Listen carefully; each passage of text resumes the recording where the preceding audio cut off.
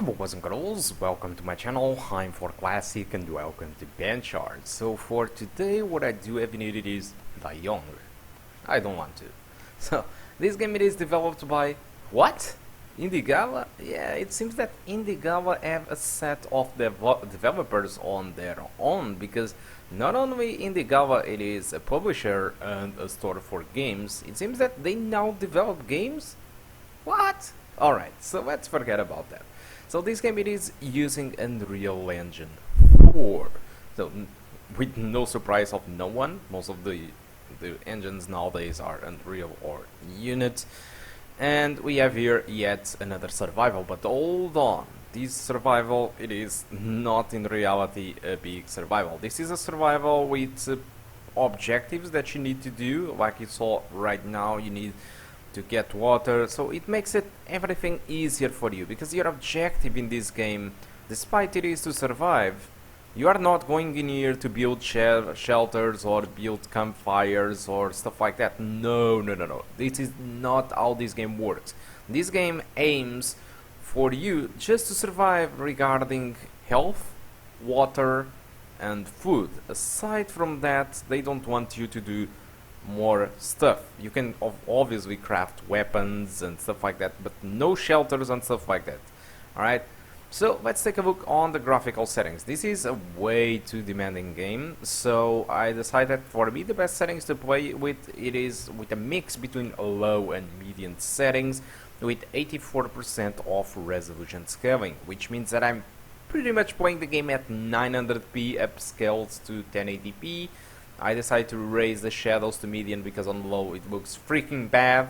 I'm using anti-aliasing on high because it uses TAA, and I have pretty much all the post-processing, but all the rest it is set to low. That's why I call it a low medium. For the requirements, these guys are showing that what they want, it's an FX 8320, which is a considerably much better CPU than what we have in here. 8 gigs of RAM and the HD 7870, which is a little bit above of our graphic card, but not by much. It's pretty much the same thing. So I've tested with 4 different settings. The eye settings, I was having an average of 31 with a 1% low of 21. I said average of 31 with 1% low of 21, alright? So median settings, average of 39 with a 1% low of 28. With my settings that I decided to use, the low median with 84 resolution scaling, I got an average of 49 with a 1% of 35, so I never saw a drop below 30 frames per second. And you can also play with the low, which looks absolutely awful, with an average of 57. So in reality, I don't think that the game looks bad. I think it's more and less because of the artwork and the fact that you are on what seems to be a Greece island. The game looks good, whatever the settings that you're going for, but please don't go with the low settings, because it looks absolutely awful unless you enable like post-processing or ambient occlusion and shadows. If you don't enable any of these, it's going to look plainly bad. The performance in frame rate, despite it is rather acceptable, the game stutters a lot. And every time you start a level, the game just uses your entire 8 gigs of RAM. As you can see, my RAM in here, it is pretty much almost fully utilized at 7.6 gigs of RAM, while VRAM it is kind of resting right now.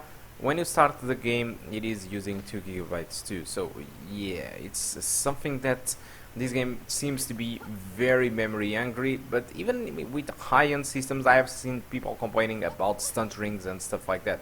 It seems that the developers are almost releasing a patch to this. They are trying to improve their streaming textures and you know, all this kind of stuff that makes this stuttering to happen. They are going to improve it. At least it is what it seems. So keep in mind that these things of stuttering and things like that might change in the future, but at least the frame rate will be more or less the same as you can see in here. But for me, if they improve the stuttering and the itching that you get while traversing the world, for me it is great. Alright, so let's forget about the performance and let's jump up to the game. So this game resembles me a lot Far Cry 3. This is mostly because, first of all, we are in Highland, no shit. And also our character, it is just like Jason from Far Cry 3. It was this girl, it is an adrenaline junkie and it is rich as hell, and it came to an island with a lot of friends and something went wrong. You don't really know what the hell went wrong because the developers at the beginning doesn't really explain it, and I'm not really sure if at the end they explain it to you because I didn't play that much. But what happens really is that your friends are missing. You don't know where the hell you are. The only thing you know is that you have a key locations that you need to find out. You have some key objectives that you need to do, like find water or find shelter or stuff like that. So the game gives you in advance some tips that make survival players, for example, much more home to other regular games or other regular AAA titles. So it's very easy to start. It's not like your typical survival game that you don't know how to do stuff or anything. The game really helps you out with that a lot, which is good for me, for example, because I'm not really into survival games. And yeah, your objective is just survival, and there is a lot of fighting in here, so hopefully you get things like arrows and bows and weapons that you can craft yourself to defeat other characters. So there will be a lot of fightings. And also there is boss in this game. Yeah, there is bosses in this game, but unfortunately, for what most people are telling, they are just regular characters with God mod enabled. So yeah, that's mostly disappointing.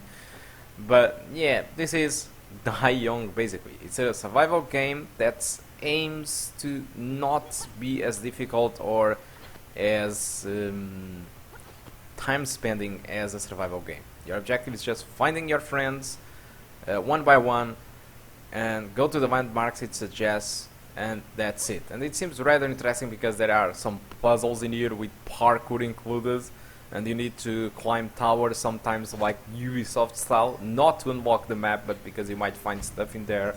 So yeah, there is some nice stuff in here, and it seems that Steam users are actually enjoying the game with a score between 75 to 80%, so it's rather acceptable for the game itself. But more surprising enough, it is the price that they are asking. They are asking for 16 euros.79. So I think it's a really good price. The Steam price, it is equal to Greenman Gaming anyway, but I will give you a link for Greenman Gaming. Also, I should always try to find out first in Indiegogo, because since they are the developers of this game, possibly the game it is more cheaper there. But I don't know, it depends if the game it is on a sale or not. But like I said, I'm going to leave you a link for Greenman Gaming.